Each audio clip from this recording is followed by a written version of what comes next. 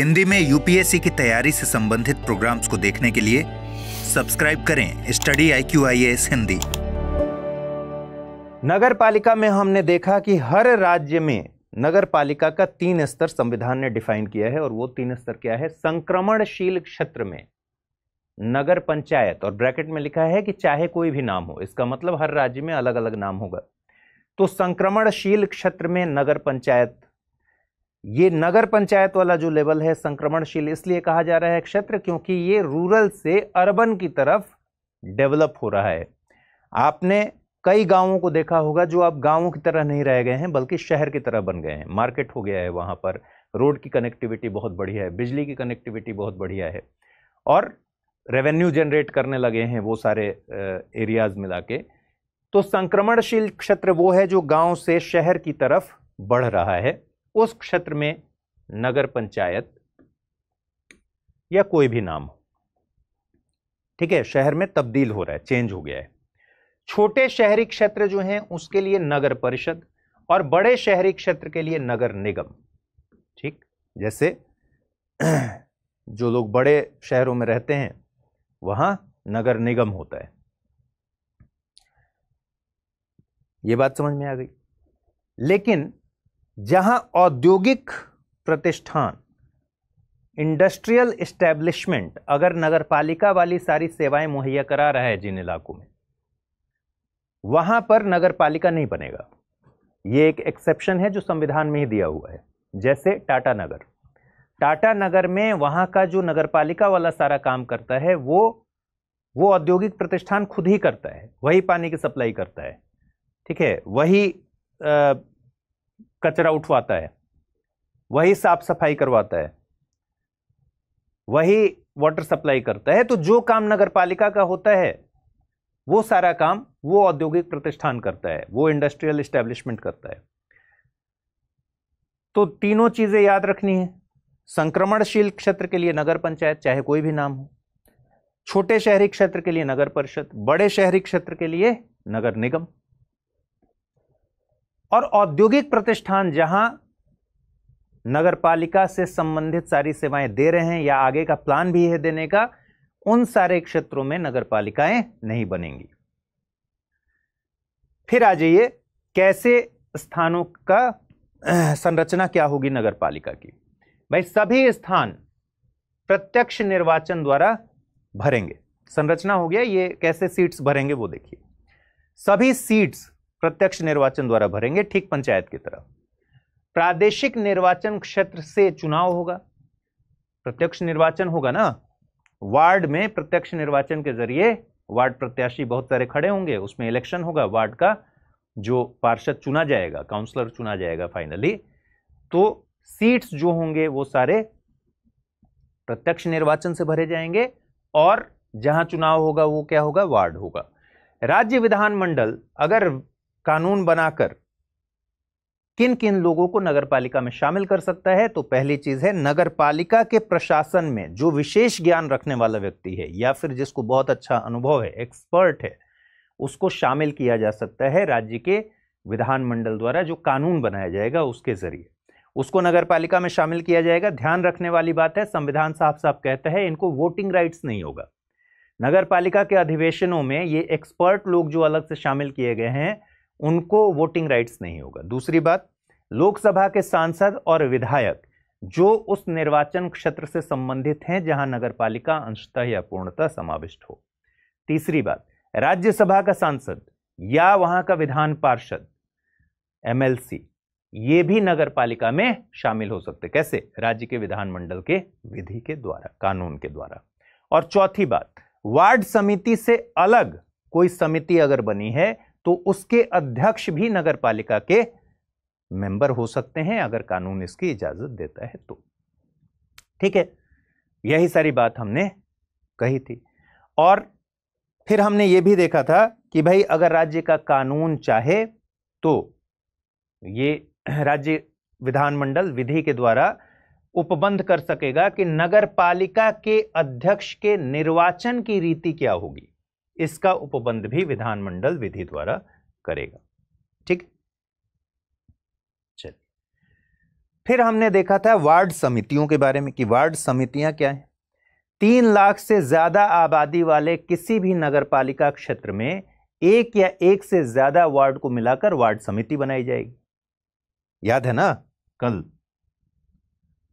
3 लाख या उससे ज्यादा आबादी वाले, मान लीजिए इसका एरिया जो है इसमें 3 लाख से ज्यादा लोग रहते हैं, ठीक है, 3 लाख से ज्यादा आबादी है, ऑब्वियसली ये नगरपालिका क्षेत्र है।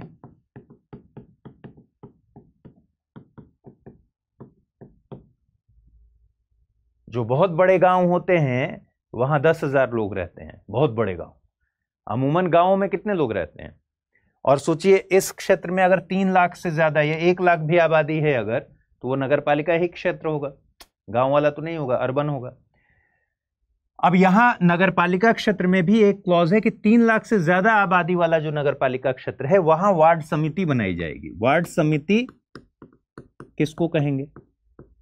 ये वार्ड समिति में एक वार्ड भी हो सकता है या फिर कोई ऐसा वार्ड समिति हो जा सकता है जहां एक से ज्यादा वार्ड हो। जहां एक ही वार्ड है, एक ही वार्ड से मिलकर ये पूरा वार्ड समिति बना है, वहां इस वार्ड का जो हेड होगा, इस वार्ड का जो काउंसलर होगा, जो चुना गया है, प्रतिनिधित्व जो कर रहा है, वो ही वार्ड समिति का भी अध्यक्ष हो जाएगा। और अगर एक से ज्यादा वार्ड मिलाकर वार्ड समिति बनाया गया है तो फिर इन सब के बीच में से निर्वाचन किया जाएगा, वार्ड समिति का अध्यक्ष किसी एक व्यक्ति को चुना जाएगा। यही लोग चुनेंगे, आपस में चुन लेंगे, आपस के जो प्रतिनिधित्व करने वाले हैं उसी में से चुन के एक को वार्ड समिति का अध्यक्ष बना देंगे। बात स्पष्ट है? यही बात हमने कल देखी थी।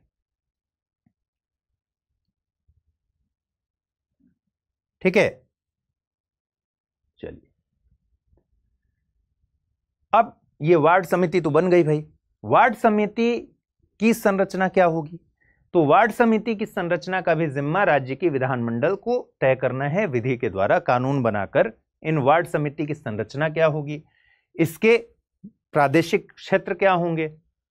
जैसे उसका है ना कि भाई वार्ड है तो इसका भी एरिया डिफाइन करना होगा, वो एरिया कैसे डिफाइन होगा, उसमें स्थानों को भरने की प्रक्रिया क्या होगी, डायरेक्ट इलेक्शन होगा या इनडायरेक्ट इलेक्शन होगा, ये अलग अलग राज्य में उस राज्य के कानून पर डिपेंड करेगा। वार्ड समिति के प्रादेशिक क्षेत्र में आने वाले वार्ड का प्रतिनिधित्व करने वाला वार्ड समिति का सदस्य होगा। तो सीधा सीधा अगर देखिए, वार्ड समिति बन गई, 3 लाख से ज्यादा आबादी होनी चाहिए तो वार्ड समिति बनेगी। 3 लाख से ज्यादा आबादी वाले नगरपालिका क्षेत्र में वार्ड समिति बनाई जाएगी। एक या एक से अधिक वार्ड को मिलाकर कोई वार्ड समिति बनेगी। अगर एक ही वार्ड को मिलाकर वार्ड समिति बनी हुई है तो उस वार्ड का जो हेड होगा वही वार्ड समिति का हेड हो जाएगा। अगर एक से ज्यादा वार्ड को मिलाकर वार्ड समिति बनी हुई है तो सभी वार्ड के हेड्स के बीच में इलेक्शन उन्हीं में से करा लिया जाएगा और चुन के उसको वार्ड समिति का हेड बना दिया जाएगा।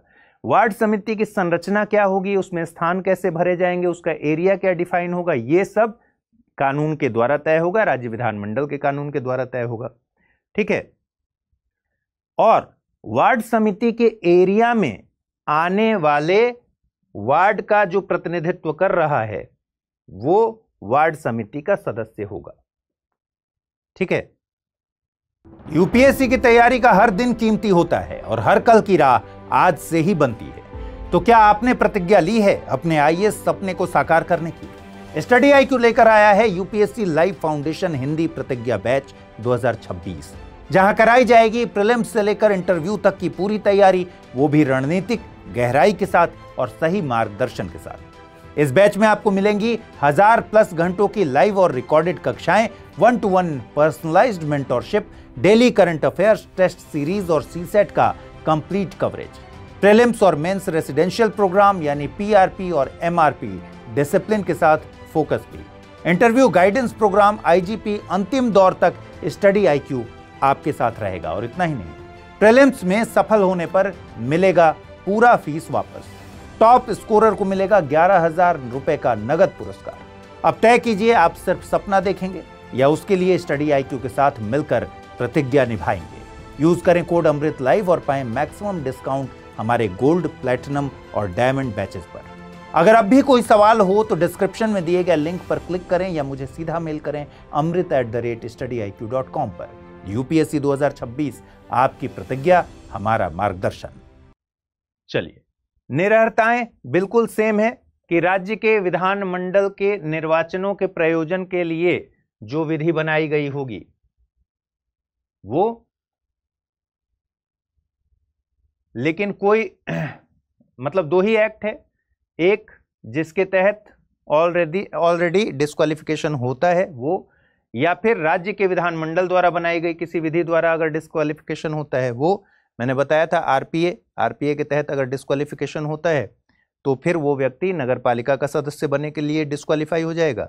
और राज्य का विधानमंडल अगर कोई कानून उस समय रखता है जिसके बूते नगरपालिका का सदस्य नहीं बन सकते, ये क्लॉज है, तो उस डिस्क्वालिफिकेशन से भी बाहर हो सकते हैं। जैसे पंचायत वाले में मैंने आपको कहा था ना कि भाई इलेक्शन लड़ने के लिए कर दिया गया कि घर में शौचालय होना चाहिए। ये किसने किया? राज्य के विधानमंडल के कानून में, ठीक है। पंचायत के लिए जो कानून बना उसमें कह दिया गया कि भाई शौचालय अगर नहीं है तो आप इलेक्शन नहीं लड़ सकते। या फिर मैट्रिक अगर पास नहीं है, 8वीं पास नहीं है, अगर ये लगा दिया गया कि शैक्षणिक योग्यता अगर आपकी इतनी नहीं है तो आप इलेक्शन नहीं लड़ सकते या फिर डिस्क्वालीफाई हो जाएंगे, तो वो कानून मान्य होगा। तो यही बात जो पंचायत में थी वही सेम बात यहां भी है, ठीक है।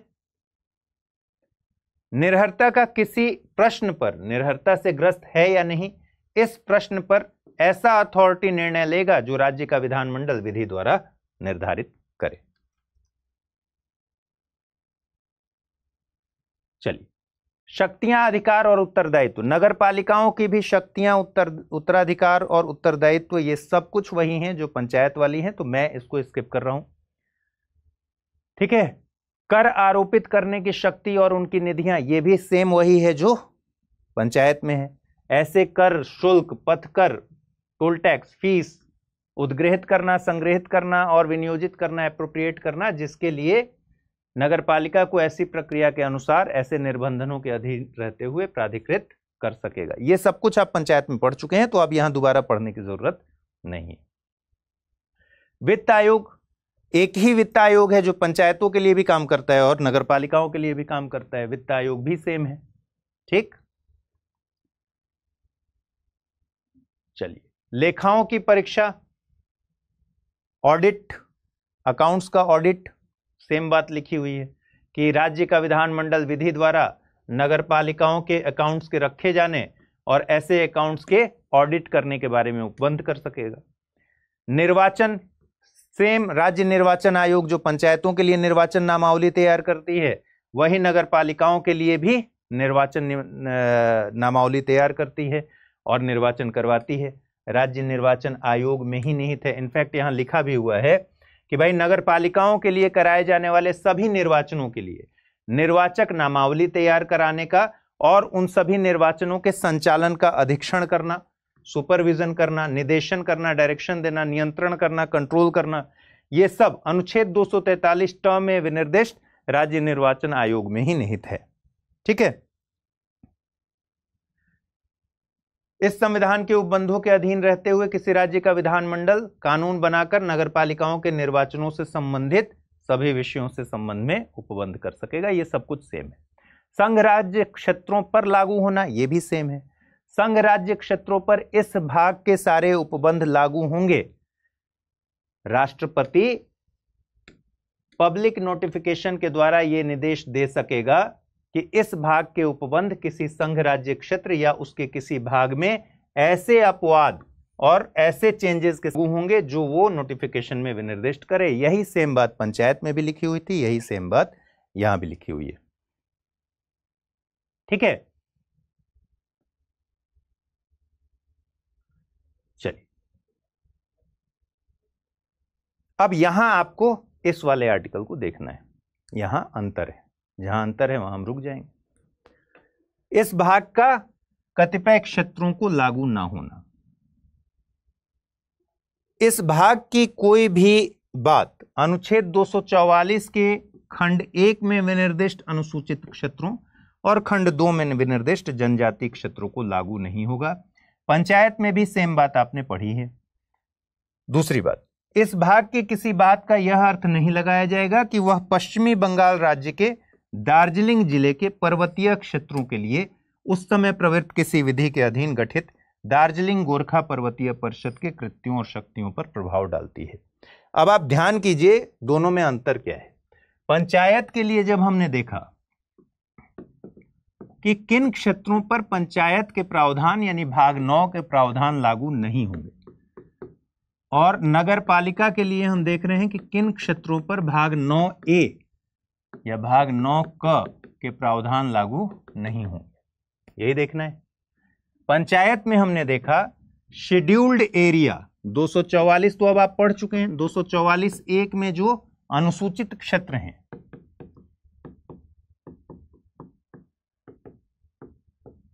पांचवी अनुसूची वाले, 5th शेड्यूल वाले, ठीक है।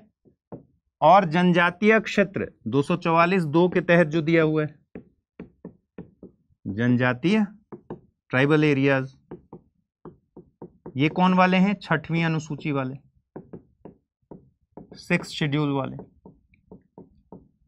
यानी 5th शेड्यूल और 6th शेड्यूल वाले जो भी क्षेत्र हैं वहां पर न तो पंचायत लागू होगा, पंचायत के प्रावधान लागू होंगे भाग 9 के, न ही नगर पालिका वाले लागू होंगे।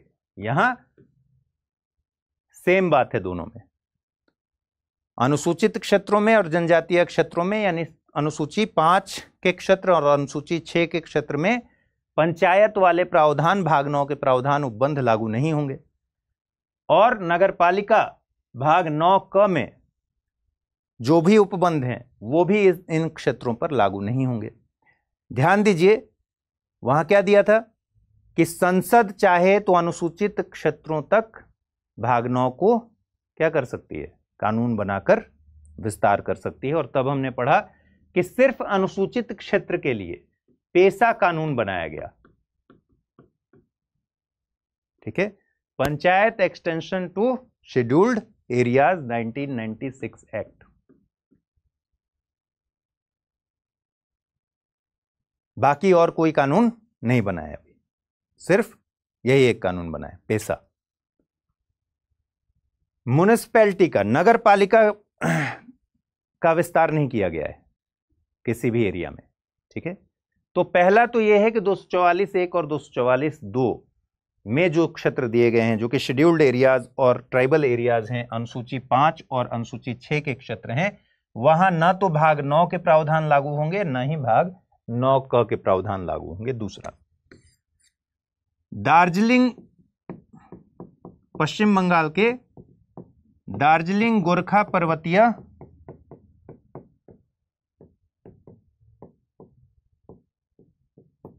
क्षेत्र के जो परिषद है उनके कृत्यों पर भाग 9 से कोई प्रभाव नहीं पड़ेगा और यहां भी नहीं पड़ेगा। पंचायत में आपको याद होगा 2 और बातें लिखी हुई थी। नागालैंड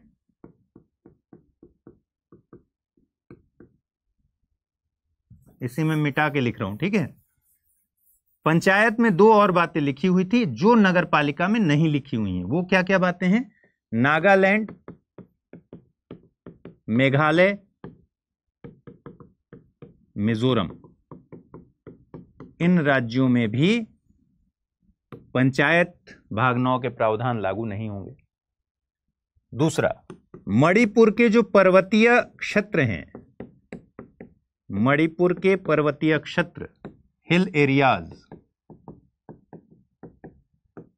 जहां पर कानून के द्वारा, विधि के द्वारा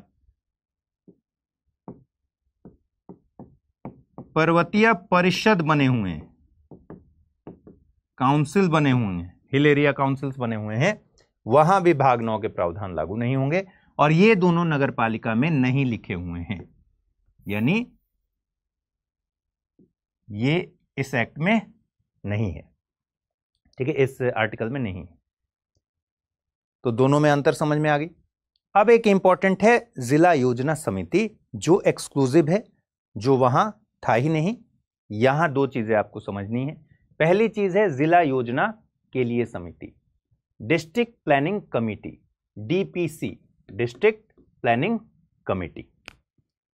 और एक है मेट्रोपॉलिटन प्लानिंग कमिटी, अगले अनुच्छेद में है मेट्रोपॉलिटन प्लानिंग कमिटी, और यहां 243 य घ में है जिला योजना के लिए समिति।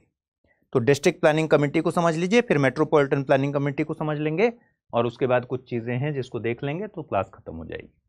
हर राज्य में जिला स्तर पर, क्योंकि नाम में ही है जिला योजना समिति, तो हर राज्य में जिला के स्तर पर जिले में पंचायतों और नगरपालिकाओं द्वारा तैयार की गई योजनाओं का कंसोलिडेशन करने के लिए, मिलाने के लिए, समेकन करने के लिए, और पूरे जिले में एक विकास योजना प्रारूप ड्राफ्ट तैयार करने के लिए, डेवलपमेंट प्लान ड्राफ्ट तैयार करने के लिए एक जिला योजना समिति का गठन किया जाएगा। इस जिला योजना समिति की संरचना क्या होगी, यह राज्य का विधानमंडल विधि के द्वारा तय करेगा। इस जिला योजना समिति में स्थान कैसे भरे जाएंगे, यह भी राज्य का विधानमंडल कानून बनाकर तय करेगा। लेकिन एक चीज जो संविधान में स्पष्ट लिखा हुआ है कि हर हाल में 80% कम से कम जो मेंबर्स होंगे, ऐसी समिति की कुल सदस्य संख्या के कम से कम 4/5 सदस्य, यानी कम से कम, अगर मान लीजिए 100 है तो 4/5 मतलब 100 में से कम 80 सदस्य, यानी कम से कम 80% मेंबर्स जो हैं वो जिला स्तर पर पंचायत के और जिले में नगरपालिकाओं के निर्वाचित सदस्यों द्वारा अपने में से जिले में ग्रामीण क्षेत्रों की और नगरीय क्षेत्रों की जनसंख्या के अनुपात के अनुसार निर्वाचित किए जाएंगे। ठीक है, रिवाइज कर लीजिए। तो डिस्ट्रिक्ट प्लानिंग कमीशन कमेटी, जिला योजना समिति,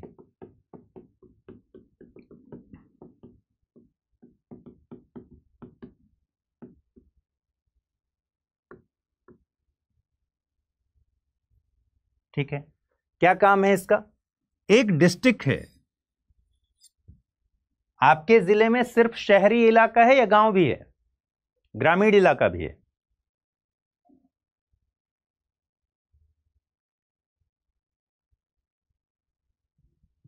बताइए, आपके जिले में सिर्फ शहरी इलाका है या ग्रामीण इलाका भी है?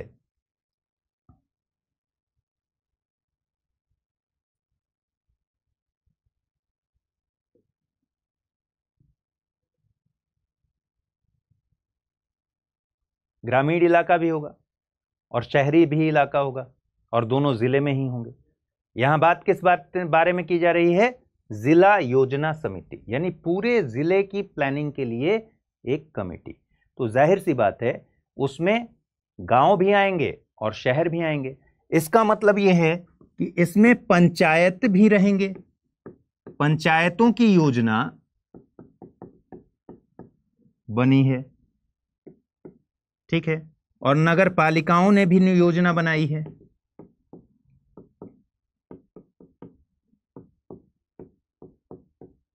इन दोनों की योजना को कंसोलिडेट करने के लिए, समेकित करने के लिए क्या बनाया जाएगा? डिस्ट्रिक्ट प्लानिंग कमेटी बनाई जाएगी। ठीक है, इसकी संरचना क्या होगी, इसके सीट्स कैसे भरे जाएंगे, यानी डायरेक्ट इलेक्शन होगा, इनडायरेक्ट इलेक्शन होगा, किनके बीच से भरे जाएंगे, ये सब कुछ तय कौन करेगा? ये तय करेगा राज्य विधानमंडल का कानून।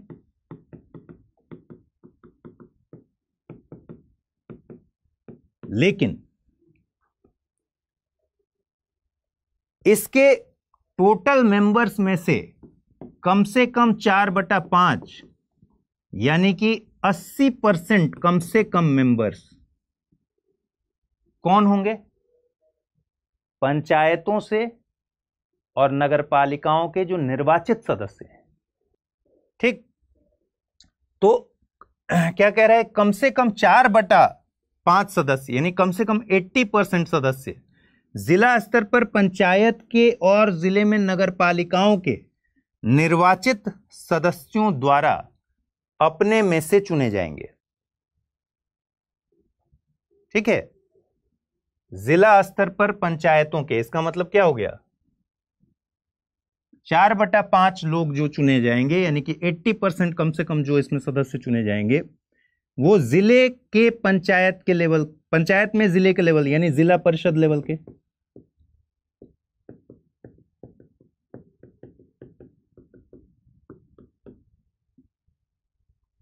और नगरपालिका के ये जो निर्वाचित सदस्य इनके होंगे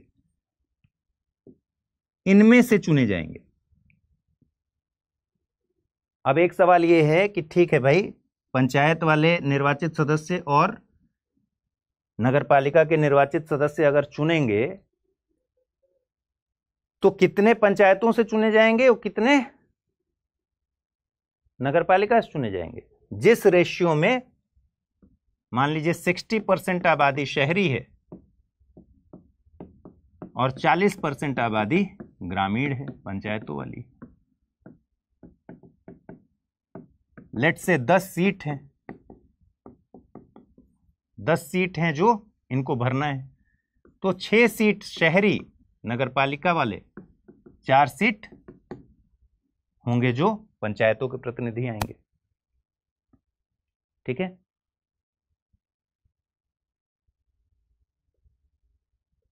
बात स्पष्ट है।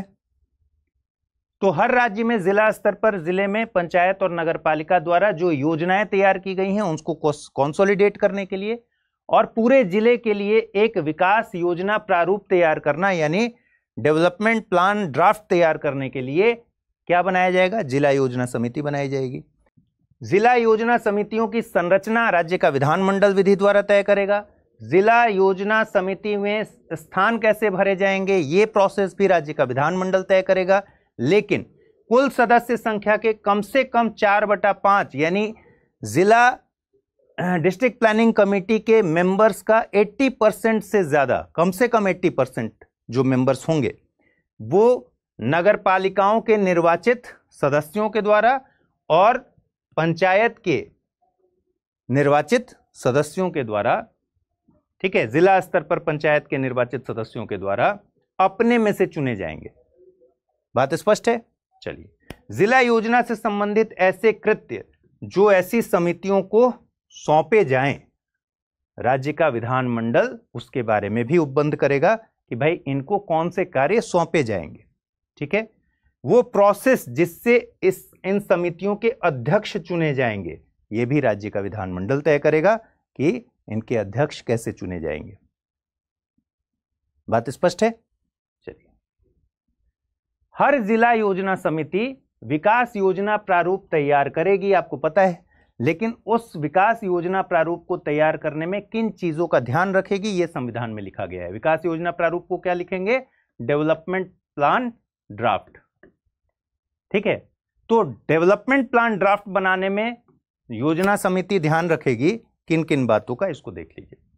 पंचायतों और नगरपालिकाओं के सामान्य हित के विषय जिनके अंतर्गत लोकल प्लानिंग हो गया, वाटर से रिलेटेड, ठीक है, अन्य भौतिक और प्राकृतिक संसाधनों में हिस्सा, अवसंरचना का एकीकरण, ठीक है, एकीकृत विकास, इंटीग्रल डेवलपमेंट ऑफ इंफ्रास्ट्रक्चर, और सबसे खास बात पर्यावरण संरक्षण भी। अगर आपसे कोई पूछे कि भाई जिला योजना समिति, मान लीजिए स्टेटमेंट आ जाए और लिखा हो कि जिला योजना समिति विकास योजना प्रारूप तैयार करने में संविधान के अनुसार पर्यावरण संरक्षण का भी ध्यान रखेगी, तो ये स्टेटमेंट बिल्कुल सही है। ठीक है,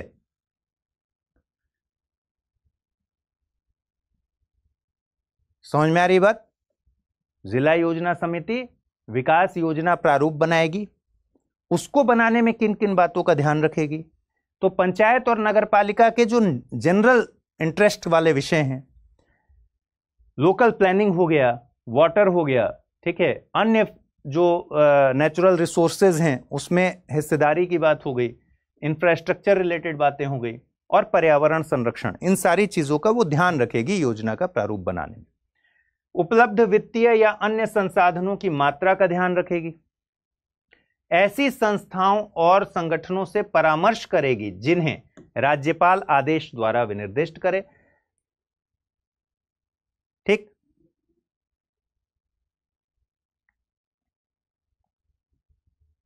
हर जिला योजना समिति का अध्यक्ष वह विकास योजना जिसकी ऐसी समिति द्वारा सिफारिश की जाती है राज्य सरकार को भेजेगा। तो इतनी ही सी बातें हैं, एक बार जल्दी से रिवाइज कीजिए, ये इंपॉर्टेंट चीज है जिसको आपको भूलना नहीं चाहिए। क्या क्या बातें हैं फिर से रिवाइज कीजिए भाई। हर जिले में, जिला का मतलब गांव भी हो गया, शहर भी हो गया, हर जिले में पंचायतों को मिलाकर, नगर पालिकाओं को मिलाकर उनकी जो योजनाएं हैं उनको कंसोलिडेट करने के लिए और उनका क्रियान्वयन करने के लिए क्या बनेगा, डिस्ट्रिक्ट प्लानिंग कमेटी बनेगी। पहली बात, डिस्ट्रिक्ट प्लानिंग कमेटी की सदस्य कैसे भरे जाएंगे, डिस्ट्रिक्ट प्लानिंग कमेटी की संरचना कैसी होगी, ये कौन तय करेगा, राज्य का विधानमंडल कानून द्वारा तय करेगा। लेकिन कम से कम 4/5 भाग सदस्य, यानी कम से कम 80% इस planning committee, district planning committee के 80% कम से कम सदस्य पंचायतों के, जिला स्तर पर पंचायत के निर्वाचित सदस्यों द्वारा और नगरपालिका के निर्वाचित सदस्यों के द्वारा चुने जाएंगे अपने में से। ठीक है, ये लिखा हुआ है संविधान में। डिस्ट्रिक्ट प्लानिंग कमेटी के अध्यक्ष का चुनाव कैसे होगा, किस रीति से होगा, ये कौन तय करेगा, राज्य का विधानमंडल विधि के द्वारा तय करेगा। ठीक। राज्य का विधानमंडल यह भी तय करेगा कि भाई इनको कौन से काम सौंपे जाएं। चलिए, फिर है कि इसका महत्वपूर्ण काम क्या है, विकास योजना प्रारूप तैयार करना, प्लानिंग, डेवलपमेंट प्लानिंग ड्राफ्ट तैयार करना, जो पूरे जिले के लिए होगा। तो ये जो ड्राफ्ट तैयार किया जाएगा इसमें कुछ चीजों का ध्यान रखना है, ये संविधान कहता है। कौन सी चीजें हैं, जनरल इंटरेस्ट जो पंचायतों के और नगर पालिकाओं के हैं, जिसमें आपके लोकल प्लानिंग हो गई, वाटर रिलेटेड हो गया, रिसोर्स रिलेटेड हो गया, प्राकृतिक रिसोर्स जो है उसके रिलेटेड हो गया, इन सब चीजों का ख्याल रखना है। वित्तीय जो रिसोर्स हैं उनका भी ख्याल रखना है, कितना है उसके हिसाब से प्लान करें। मान लीजिए आपके पॉकेट में 100 रुपया है तो उसी के हिसाब से प्लान करेंगे ना, या फिर कोई रिसोर्स है तो उसी के हिसाब से प्लान करेंगे। तो ये नॉर्मल बातें हैं जो लिखी हुई हैं। और अगर राज्यपाल ऐसे संस्थानों को और ऐसे संगठनों से परामर्श लेने के लिए अगर कहे इस कमेटी को कि भाई इससे परामर्श ले लेना, तो उनसे परामर्श भी करेगी जो राज्यपाल आदेश द्वारा विनिर्दिष्ट कर दे। हो गया यहां तक। अब सवाल है कि भाई योजना समिति का जो अध्यक्ष होगा, डिस्ट्रिक्ट प्लानिंग कमेटी का जो अध्यक्ष होगा, जो प्रारूप तैयार करेगा, विकास योजना वो तैयार करेगा ना, उसको भाई कमेटी जो है डिस्ट्रिक्ट प्लानिंग कमेटी सिफारिश करेगी योजना की, वो राज्य सरकार को भेज देगा। डिस्ट्रिक्ट प्लानिंग कमेटी का जो अध्यक्ष होगा वो विकास योजना की सिफारिश को राज्य सरकार को भेज देगा। अब आ जाइए नेक्स्ट, मेट्रोपॉलिटन कमेटी, महानगर योजना के लिए समिति। महानगर किसको बोलते हैं, जल्दी से बताइए, महानगर किसको बोलते हैं? संविधान में इसी नगरपालिका वाले में क्या लिखा हुआ है, महानगर से आप क्या समझते हैं?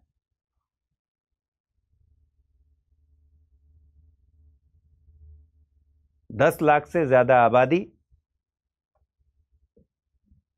और कुछ नहीं। महानगर से क्या अभिप्रेत है, पूछ दे अगर सवाल तो फिर क्या लिखेंगे, बड़े उद्योग, 10 लाख से ज्यादा आबादी, एक या एक से ज्यादा जिले और 2 या 2 से ज्यादा पंचायत और नगर पालिकाओं के क्षेत्र। ठीक है, इसीलिए रिवीजन करना बहुत जरूरी है, रिवीजन नहीं कीजिएगा तो ऐसे ही दिक्कत आएगी। चलिए, महानगर योजना के लिए समिति। प्रत्येक महानगर क्षेत्र में, संपूर्ण महानगर क्षेत्र के लिए विकास योजना प्रारूप तैयार करने के लिए एक महानगर योजना समिति का गठन किया जाएगा, ठीक वैसे ही जैसे जिला में जिला योजना समिति का गठन किया गया है। इसको क्या कहेंगे? Metropolitan planning committee. Metropolitan planning committee में भी सेम प्रोविजन है। वहां सिर्फ ये है कि जिले की योजना को तय करने के लिए जिला योजना समिति है, यहां पूरे महानगर क्षेत्र में विकास योजना प्रारूप तैयार करने के लिए मेट्रोपॉलिटन प्लानिंग कमेटी है। इसकी भी समिति की संरचना राज्य का विधानमंडल विधि द्वारा तय करेगा। समिति में स्थान कैसे भरे जाएंगे, राज्य का विधानमंडल विधि द्वारा तय करेगा। बस ध्यान रखिए कि डिस्ट्रिक्ट प्लानिंग कमेटी में लिखा हुआ है कम से कम 4/5 कुल सीट्स के 4/5 सदस्य जो होंगे वो भरे जाएंगे जिले के जो पंचायत के निर्वाचित सदस्य हैं और नगर पालिका के निर्वाचित सदस्यों के बीच से, उन्हीं के द्वारा भरे जाएंगे।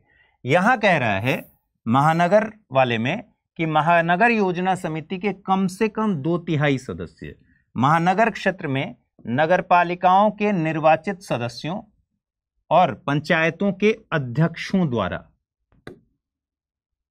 अपने में से उस क्षेत्र में नगर पालिकाओं की और पंचायतों की जनसंख्या के अनुपात के अनुसार निर्वाचित किए जाएंगे। तो यहां पर दोनों में अंतर है, ठीक।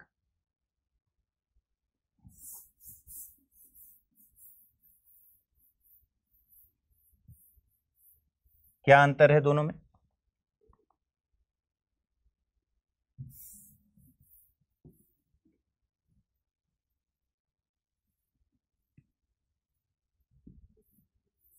देखिए, कह रहा है डिस्ट्रिक्ट प्लानिंग कमेटी के मामले में क्या है।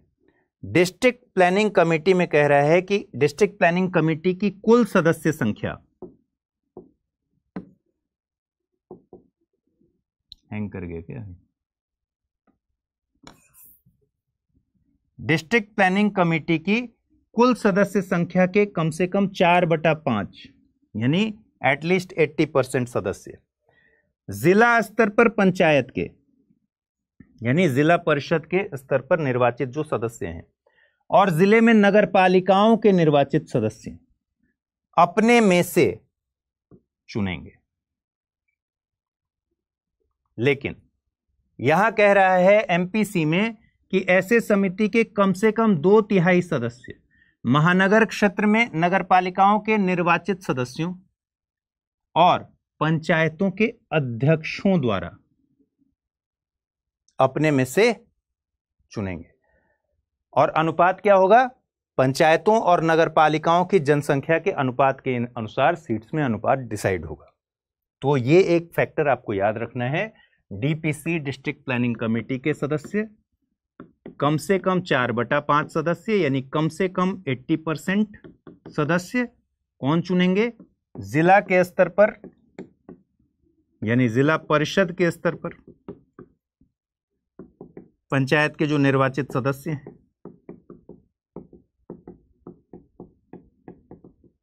और नगर पालिकाओं के निर्वाचित सदस्य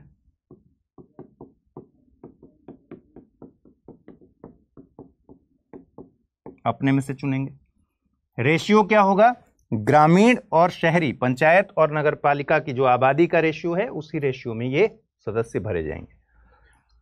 मेट्रोपॉलिटन प्लानिंग कमेटी में कम से कम 2/3 सदस्य, बड़ा अंतर, यहां कम से कम 4/5 है, यहां कम से कम 2/3 सदस्य है। कौन चुनेंगे? नगर पालिकाओं के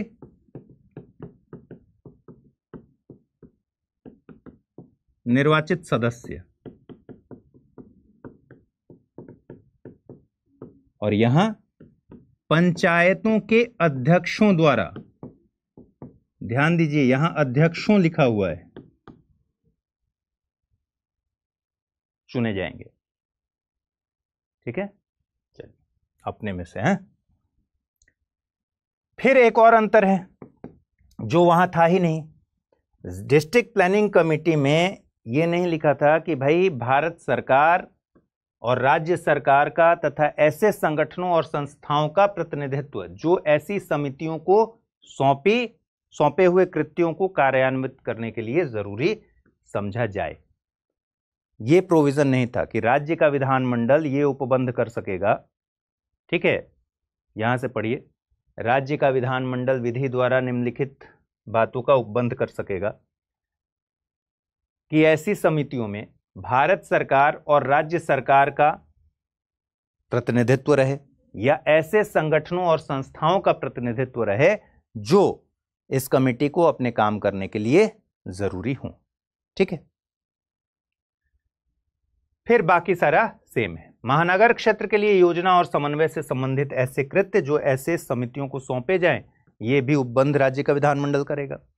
वो रीति जिससे ऐसी समितियों के अध्यक्ष चुने जाएं, ये भी राज्य का विधानमंडल करेगा।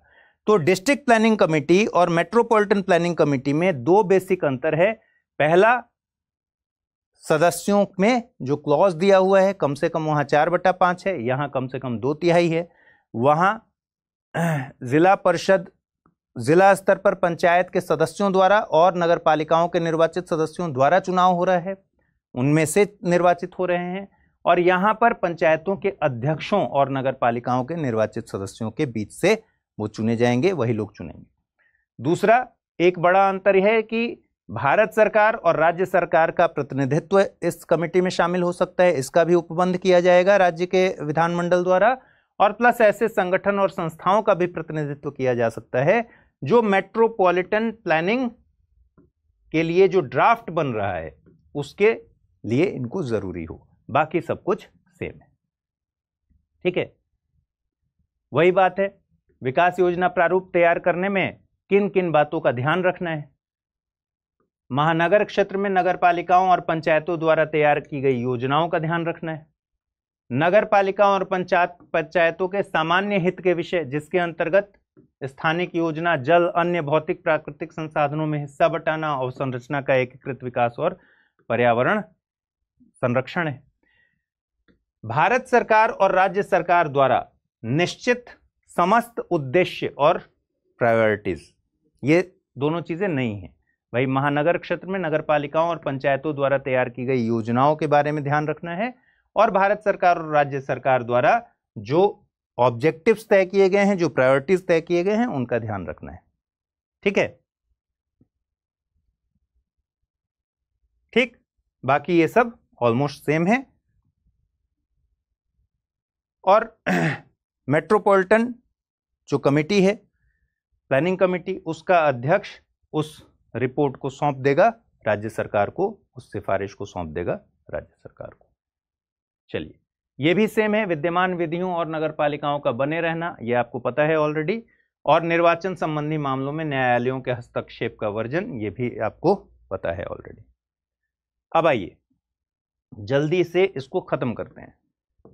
देखिए, कुछ चीजें जो मैंने शुरू में छोड़ दी थी उसको आप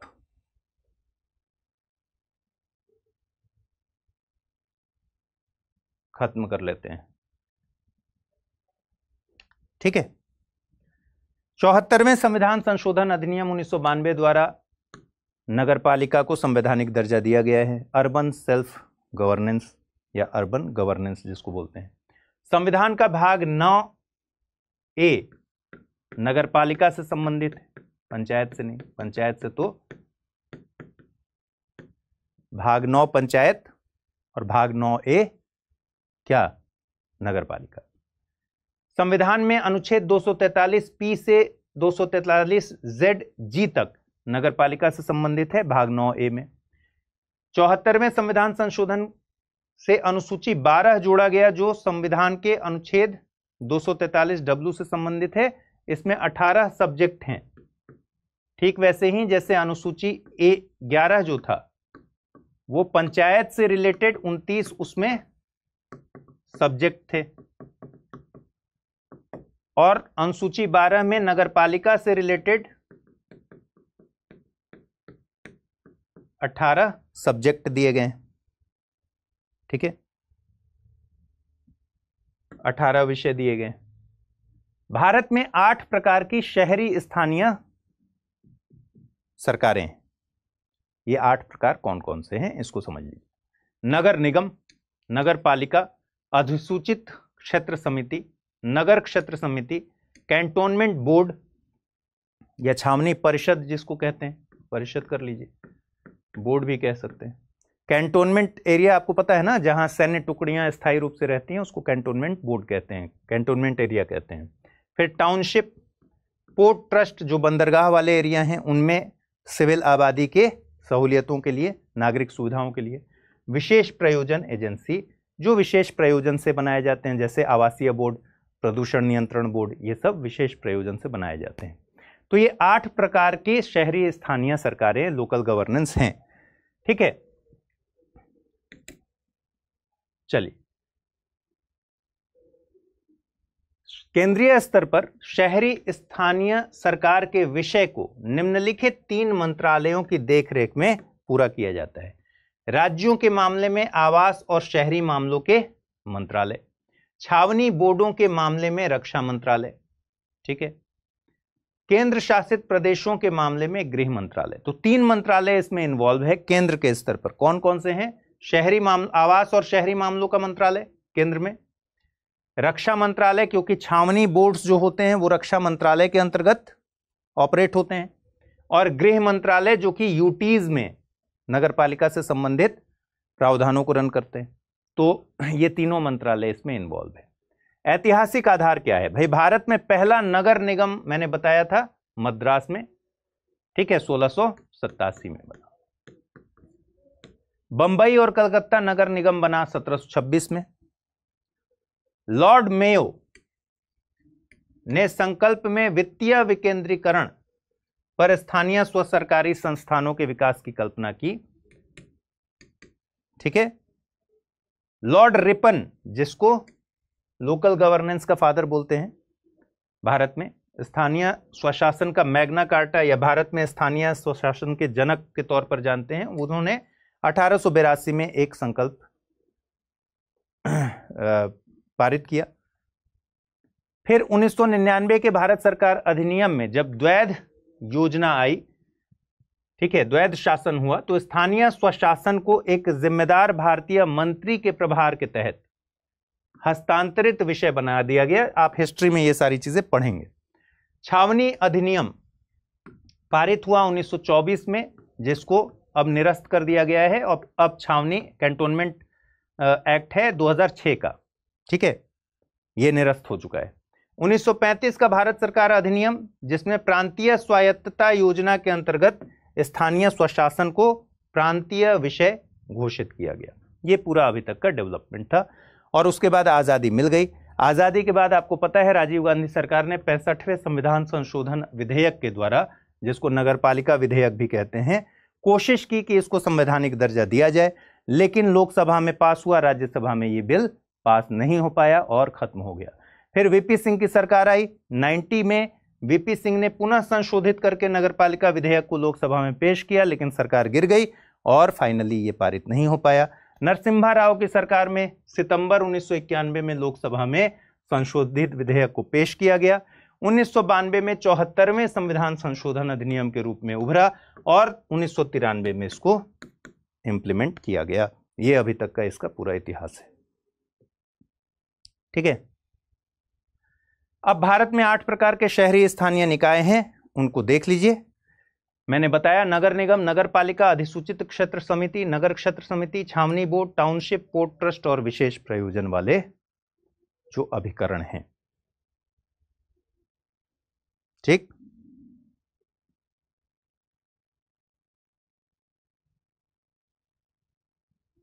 नगर निगम, आपको पता है नगर निगम बड़े शहरों के प्रशासन के लिए नगर निगम बनता है ना।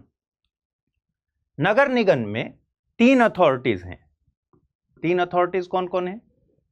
एक तो है परिषद, जो इसका विधायी विंग है, लेजिस्लेटिव पार्ट जो देखता है, ठीक है। दूसरा है स्थायी समिति, जो परिषद के कामकाज को सुविधाजनक बनाता है। और तीसरा है कमिश्नर, आयुक्त, जो सीईओ का काम करता है, मुख्य कार्यकारी अधिकारी का कार्य करता है। ठीक है, ये जो परिषद है नगर निगम में, आपने हमेशा सुना होगा मेयर का चुनाव होता है। परिषद का जो प्रमुख होता है वो होता है मेयर। नगर निगम की बात हो रही है, बड़े शहरों की बात हो रही है जहां आबादी बहुत ज्यादा है। नगर निगम में परिषद का अध्यक्ष कौन होता है, चेयरमैन कौन होता है, मेयर होता है। तो इसी मेयर का इलेक्शन होता है, इसमें बहुत खबरें आती हैं। और जो आयुक्त है, नगर आयुक्त, ठीक है, म्युनिसिपल कमिश्नर, नगर आयुक्त जो होता है ये जनरली आईएएस लेवल का व्यक्ति होता है, आईएएस होता है, आमतौर पर आईएएस होता है। ये सीईओ होता है और असली शक्ति इसी के पास होती है, नगर आयुक्त के पास। और बीच में स्थायी समिति वाला है, जो स्थायी समिति इसके कार्यों को सुविधाजनक बनाने के लिए काम करती है। परिषद में लोगों द्वारा प्रत्यक्ष रूप से चुने गए पार्षद शामिल होते हैं, ये परिषद, और इसका नेतृत्व कौन करता है, मेयर करता है। चलिए अगला है नगरपालिका। छोटे शहरों के प्रशासन के लिए नगरपालिका है। नगर निगम की तरह ही इसमें भी 3 प्राधिकरण हैं। मतलब क्या हुआ, वही 3, परिषद, स्थायी समिति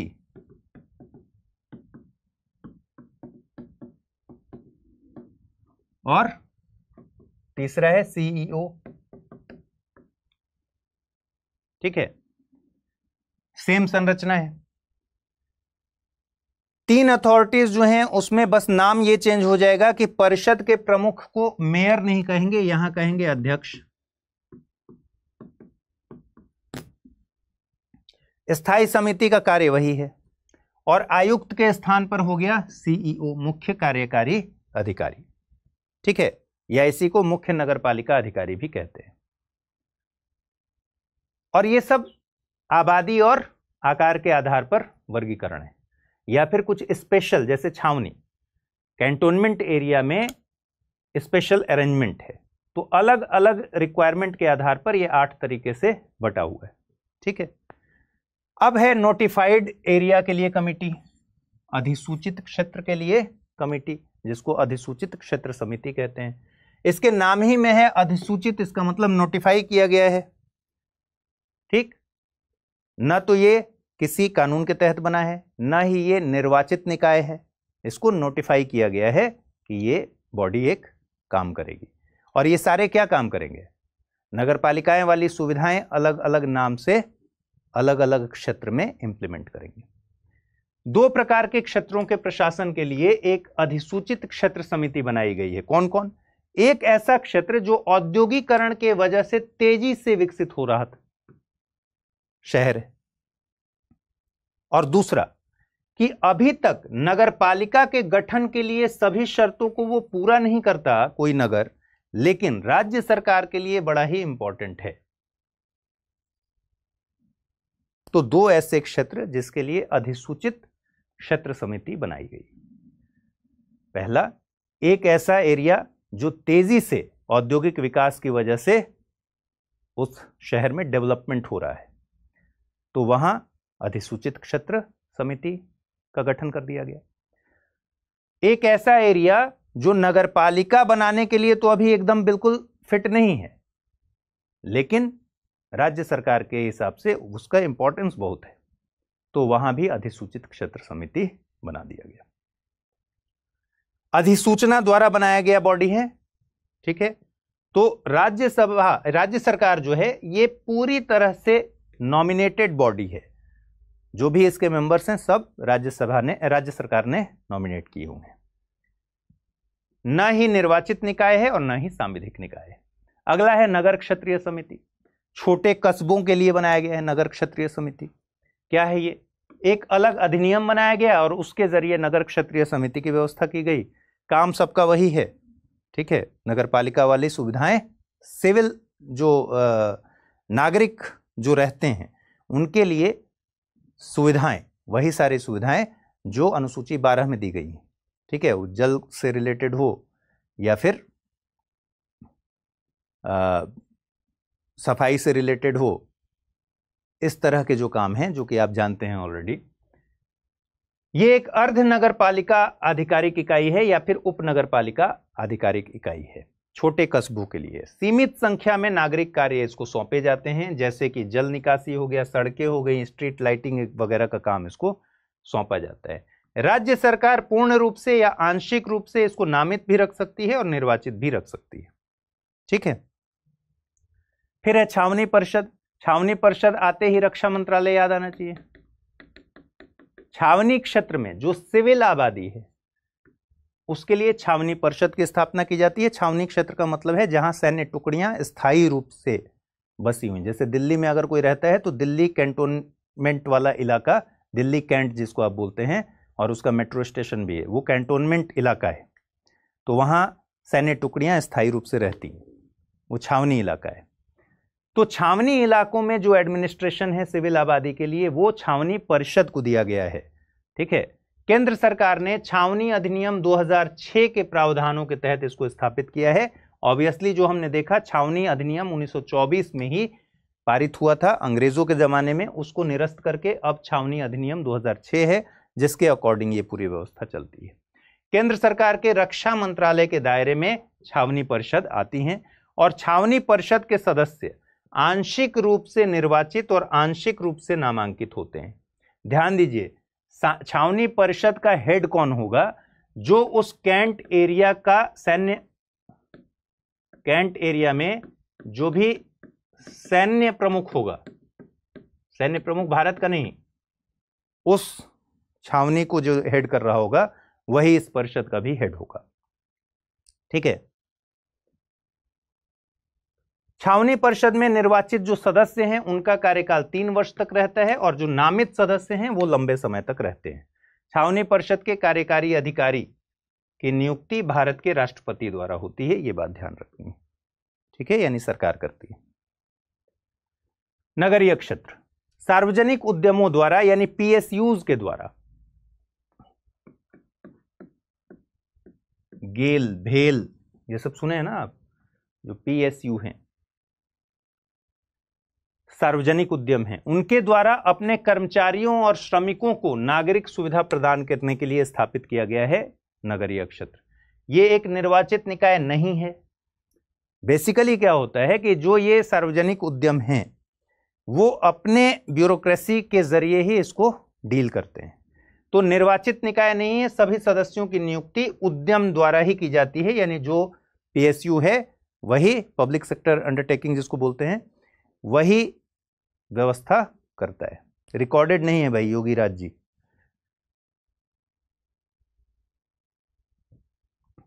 ठीक है, अगला है पोर्ट ट्रस्ट न्यास पत्तन।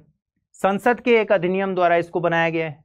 बंदरगाहों के प्रबंधन और बंदरगाहों की सुरक्षा करने के लिए और बंदरगाहों वाले एरिया में नागरिक सुविधा प्रदान करने के लिए न्यास पत्तन की स्थापना की गई है। बंबई, कलकत्ता, जहां भी गुजरात पोर्ट वाले एरिया हैं वहां न्यास पत्तन बनाए गए हैं। इसमें निर्वाचित और नामांकित दोनों सदस्य शामिल होते हैं।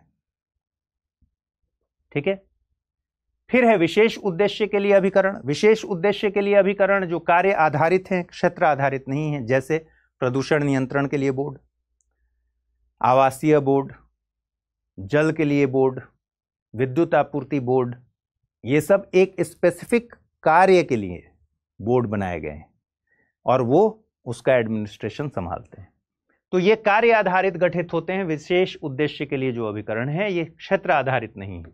अभी तक तो हम देख रहे हैं कि भाई जहां सेना की टुकड़ी है तो क्या बोलते हैं उसको, छावनी परिषद बोल देते हैं, वहां पर स्थानीय सरकार को। बड़े नगर हैं तो नगर निगम हो गया, फिर नगर पालिका हो गया, तो एरिया के हिसाब से बट रहा है। यहां पर एरिया नहीं, कार्य के आधार पर है। विशिष्ट कार्य करने के लिए गठित किया जाता है। अब इसको कई नाम से और बोल जाते हैं, जैसे एकल उद्देश्य बोल देते हैं, बहुउद्देश्यीय बोर्ड बोल देते हैं, विशेष उद्देश्य या कार्यपालक स्थानीय निकाय के रूप में भी जाना जाता है। एग्जाम्पल वही है, आवासीय बोर्ड हो गया, विद्युत आपूर्ति बोर्ड हो गया, प्रदूषण नियंत्रण बोर्ड हो गया, ये सब इसके एग्जाम्पल है। एक स्वायत्त निकाय के रूप में ये कार्य करता है। असली बात ये है कि भाई आवासीय बोर्ड जैसे है या प्रदूषण नियंत्रण बोर्ड है, ये ऑटोनोमस बॉडी की तरह काम करता है, नगरपालिका के अधीन की तरह काम नहीं करता। भारत में 3 प्रकार के नगरपालिका कार्मिक सिस्टम है। इसका मतलब क्या हुआ कि नगरपालिका के कर्मचारी किस तरीके से होंगे। भाई एक होगा कि नगरपालिका के लिए अलग से कर्मचारी स्टाफ नियुक्त किए गए हैं। अब ये जो स्टाफ नियुक्त किए गए हैं लेट से ए नगरपालिका में, इसका कहीं ट्रांसफर नहीं होगा, इसी नगरपालिका के लिए इसको नियुक्त किया गया है और ये यहीं पर काम करेंगे। ठीक है, अलग कर्मचारी का एक पूरा स्टाफ का बंच बना हुआ है। दूसरा, एकीकृत कार्मिक प्रणाली, इंटीग्रेटेड। एकीकृत में क्या होगा भाई, राज्य सरकार नियुक्त करेगी। यहां तो नगरपालिका ने नियुक्त कर रखा है, ठीक है, राज्य सरकार ने नियुक्त कर दिया स्टाफ नगरपालिका के लिए। यहां एक और नगरपालिका है, यहां एक और नगरपालिका है, इनका ट्रांसफर होते रहेगा। ये इस नगरपालिका से इस नगरपालिका में, इस नगरपालिका से इस नगरपालिका में ट्रांसफर होंगे। पहले वाले में क्या है, पृथक कार्मिक प्रणाली में जिस नगरपालिका में हो गया वहां से ट्रांसफर नहीं किया जाएगा। ये पूरे राज्य में नगरपालिकाओं के बीच में ट्रांसफर होते रहेंगे, राज्य सरकार इनको नियुक्त करेगी, इन पर कंट्रोल भी राज्य सरकार का है। समेकित कार्मिक प्रणाली, अलग से किसी की नियुक्ति नहीं होगी, राज्य सरकार के जो कर्मचारी हैं वही कर्मचारी नगरपालिका में आकर काम करेंगे और नगरपालिका में काम करने के बाद जरूरत पड़ी तो फिर वापस राज्य सरकार के किसी और विभाग में काम करेंगे। इस तरह से ये चलेगा, तो इसको समेकित कार्मिक प्रणाली कहते हैं। ठीक है, शहरी स्थानीय निकाय के आय के क्या स्रोत हैं ये भी देख लीजिए। भाई पहला स्रोत तो है कर राजस्व, टैक्स रेवेन्यू।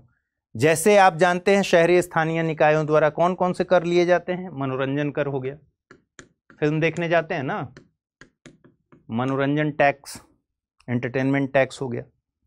ठीक है, फिर जो नए पुल बने हुए हैं उस पुल पर आप देखेंगे जब जाएंगे कहीं तो कई जगह बड़े शहरों में तो टोल लगा हुआ है ना, छोटे छोटे जगहों पर जाएंगे जब तो वहाँ क्या देखेंगे, बांस को ऐसे करके खींच के रखा हुआ है, जब आप जाएंगे पैसा देंगे तो खोलेगा।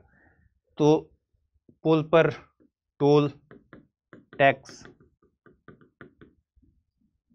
इस तरह के बहुत सारे जो छोटे छोटे कर हैं वो टैक्स रेवेन्यू के इसके पार्ट हैं। फिर गैर कर राजस्व, फीस हो गया, जुर्माना हो गया, ठीक है, ब्याज हो गया, ये सब गैर कर राजस्व हैं। अनुदान, केंद्र सरकार और राज्य सरकार से मिलने वाले जो ग्रांट हैं, केंद्र और राज्य से मिलने वाले ग्रांट या फिर अनुदान। हस्तांतरण, हस्तांतरण का मतलब क्या हुआ, जैसे केंद्र के रेवेन्यू से राज्यों को वित्त आयोग की सिफारिश पर हिस्सा मिलता है, वैसे राज्यों के रेवेन्यू से स्थानीय शासन को, लोकल गवर्नमेंट को, लोकल बॉडीज को हिस्सा मिलता है। इसके लिए कौन सिफारिश करता है, वित्त आयोग, जो हमने पढ़ा था राज्य के लिए। तो राज्य के लिए जो वित्त आयोग बनता है वो हस्तांतरण का जिम्मा लेता है, यानी राज्य के रेवेन्यू में से क्या कहते हैं, हिस्सा कितना जाएगा लोकल गवर्नेंस को, तो वो भी एक इसके आय का साधन हो गया। और कर्ज, कर्ज ये राज्य सरकार से भी ले सकते हैं और अन्य संस्थानों से भी ले सकते हैं। बस ये है कि अन्य संस्थानों से जो कर्ज लेंगे वो राज्य सरकार की परमिशन से ले सकते हैं। ठीक है, तो ये सारे इसके आय के स्रोत हो गए। अब एक है स्थानीय सरकार की केंद्रीय परिषद। ठीक, स्थानीय सरकार की केंद्रीय परिषद की स्थापना हुई थी 1954 में और इसका गठन राष्ट्रपति के ऑर्डर से हुआ था। संविधान के अनुच्छेद 263 के तहत किया गया था। ठीक है, मूल रूप से इसे स्थानीय स्वशासन की केंद्रीय परिषद के रूप में जाना जाता है, लेकिन 1980 में इसमें से स्वशासन की जगह इसको शासन कर दिया गया, सेल्फ गवर्नेंस की जगह सिर्फ गवर्नेंट कर दिया गया। ये एक सलाहकारी निकाय है, यानी परामर्शदात्री निकाय है। भारत सरकार के शहरी मामलों के मंत्री, केंद्र के और राज्य सरकार के स्थानीय शासन से रिलेटेड जो मंत्री हैं, ये इसमें सदस्य होते हैं। कार्य क्या है? नीतिगत परामर्शदात्री निकाय है। कार्य है नीतिगत मामलों पर विचार करना और सिफारिश देना, विधायन के लिए प्रस्ताव, केंद्र और राज्यों के बीच सहयोग की क्या संभावनाएं हो सकती हैं उसको तलाशना, केंद्र के वित्तीय सहयोग के लिए अनुशंसा करना, ठीक है, और केंद्रीय वित्त से किए गए कार्यों की समीक्षा करना। ये सब इसके स्थानीय जो परिषद है इसके कार्य, ठीक है। चलिए, तो आज हमने खत्म कर लिया है नगर पालिका, ठीक है। ख्याल रखिए अपना। यूपीएससी की तैयारी का हर दिन कीमती होता है और हर कल की राह आज से ही बनती है। तो क्या आपने प्रतिज्ञा ली है अपने आईएएस सपने को साकार करने की? स्टडी IQ लेकर आया है यूपीएससी लाइव फाउंडेशन हिंदी प्रतिज्ञा बैच 2026, जहां कराई जाएगी प्रीलिम्स से लेकर इंटरव्यू तक की पूरी तैयारी, वो भी रणनीतिक गहराई के साथ और सही मार्गदर्शन के साथ। इस बैच में आपको मिलेंगी 1000+ घंटों की लाइव और रिकॉर्डेड कक्षाएं, 1-to-1 personalised mentorship, daily current affairs, test series और सीसेट का कंप्लीट कवरेज, प्रीलिम्स और मेंस रेसिडेंशियल प्रोग्राम यानी PRP और MRP डिसिप्लिन के साथ फोकस भी, इंटरव्यू गाइडेंस प्रोग्राम, IGP, अंतिम दौर तक स्टडी IQ आपके साथ रहेगा। और इतना ही नहीं, प्रीलिम्स में सफल होने पर मिलेगा पूरा फीस वापस, टॉप स्कोरर को मिलेगा 11,000 रुपए का नगद पुरस्कार। अब तय कीजिए, आप सिर्फ सपना देखेंगे या उसके लिए स्टडी IQ के साथ मिलकर प्रतिज्ञा निभाएंगे। यूज करें कोड अमृत लाइव और पाएं मैक्सिमम डिस्काउंट हमारे गोल्ड, प्लैटिनम और डायमंड बैचेस पर। अगर अब भी कोई सवाल हो तो डिस्क्रिप्शन में दिए गए लिंक पर क्लिक करें या मुझे सीधा मेल करें amrit@studyiq.com पर। यूपीएससी 2026, आपकी प्रतिज्ञा, हमारा मार्गदर्शन। हिंदी में यूपीएससी की तैयारी से संबंधित प्रोग्राम्स को देखने के लिए सब्सक्राइब करें स्टडी IQ IAS हिंदी।